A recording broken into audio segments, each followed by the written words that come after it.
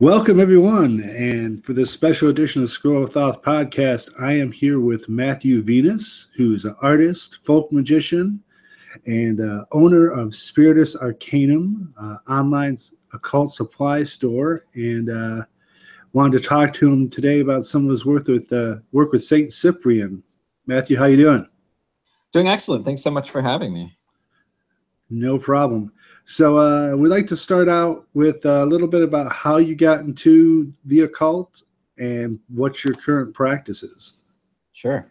Well, I think I got into the occult and magic in general just because, I think as a very young child, I was really drawn to nature and the natural world. I used to enjoy much of my time my father lived on a large expanse of land, and during my summers there, I would often just spend my days kind of disappearing into the woods and kind of communing with the plants and the trees and the little, folk that live around there and kind of the spirits of the wild. And that always was somewhere that I really felt at peace, much more than any churches that I tended to frequent as a child. And, I'd always been very fascinated by the world of magic and the concept of magic.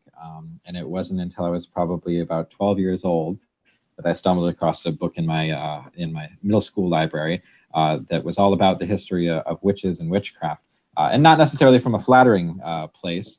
It wasn't the Time Life series, was it?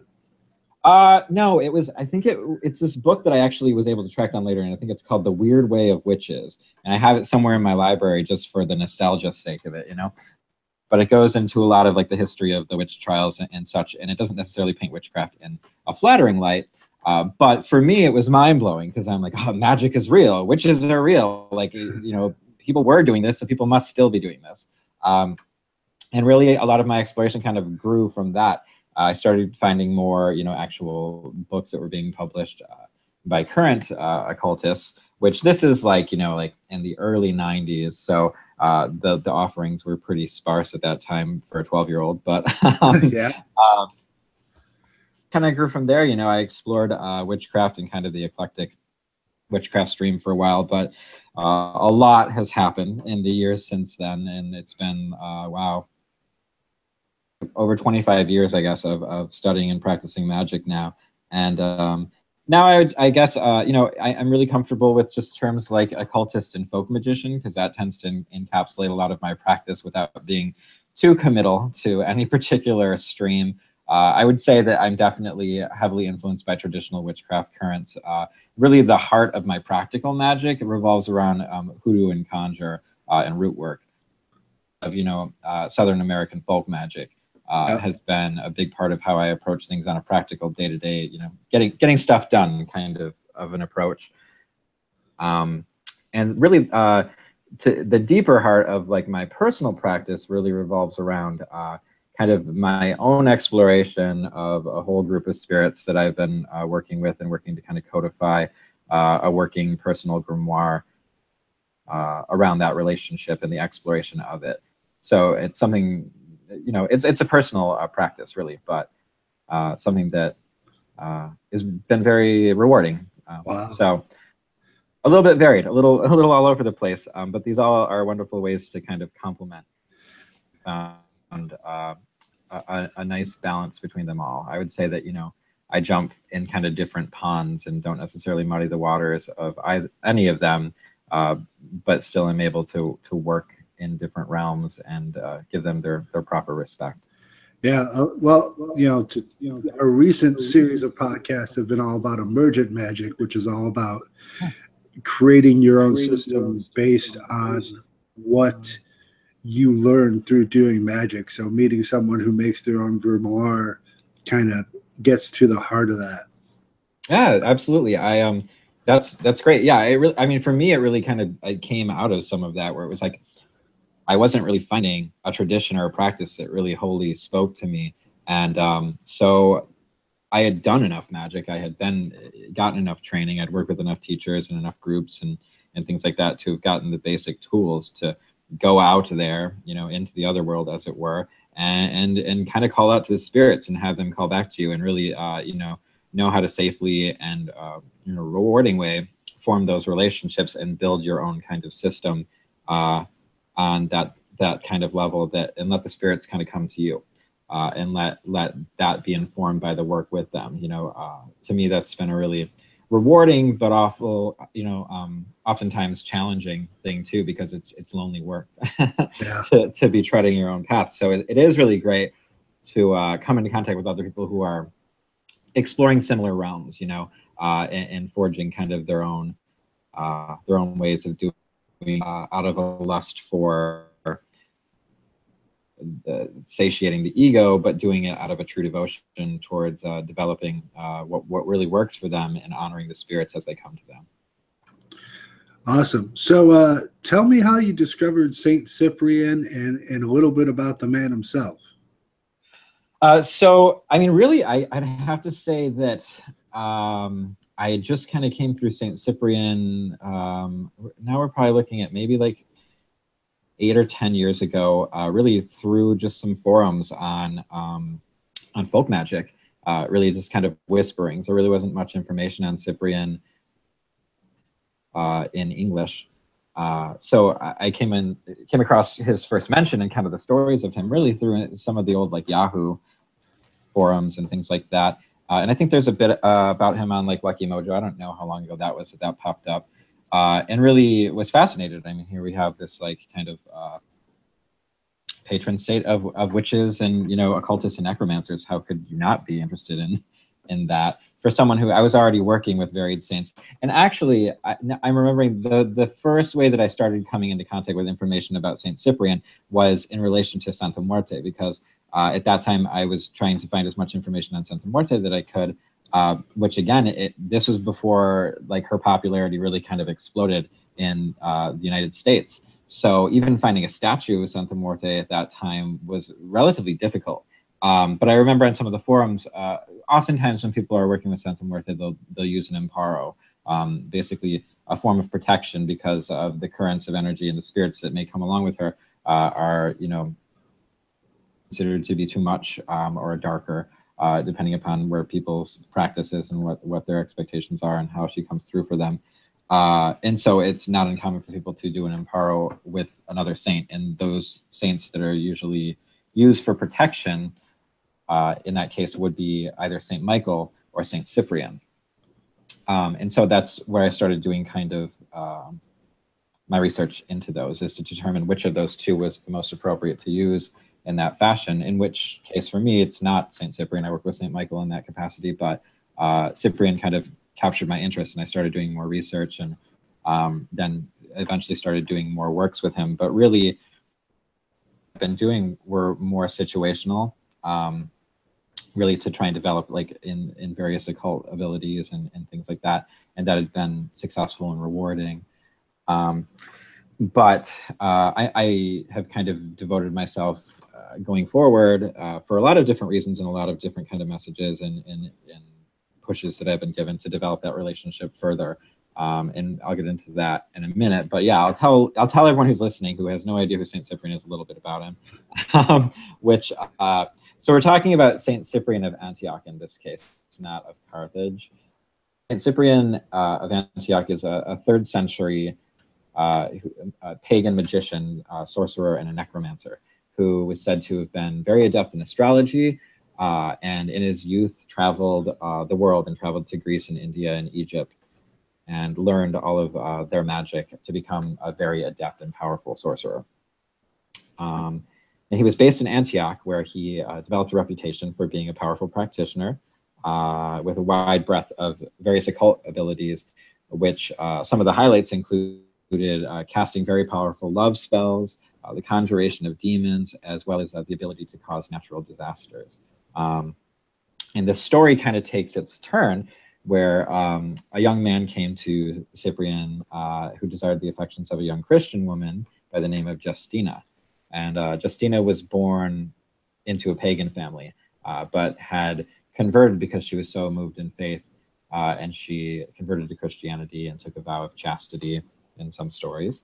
And so Cyprian took on this work, and this story has a lot of different variations depending upon the sources that you're looking at. This is kind of the popular Cliff's Notes version, but Cyprian tried to work his sorcery basically to kindle the affections of just, but all of his attempts to influence her failed.